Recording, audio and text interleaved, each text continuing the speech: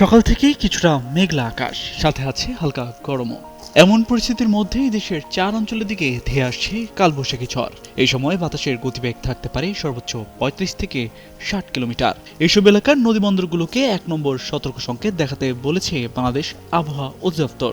সকালে আবহাওয়া অধিদপ্তরের পূর্বাভাসে বলা হয়, রাজশাহী, পাবনা, বগুড়া ও টাঙ্গাইল অঞ্চলের উপর দিয়ে দুপুরের মধ্যে পশ্চিম অথবা উত্তর পশ্চিম দিক দিয়ে দমকা অথবা ঝড়ো হাওয়া সহ অস্থায়ীভাবে বৃষ্টি অথবা বজ্রসহ বৃষ্টি হতে পারে।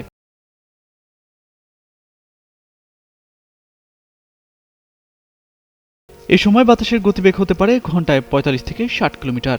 এসব এলাকার নদীবন্দরকে 1 নম্বর সতর্ক সংকেত দেখাতে বলা হয়েছে।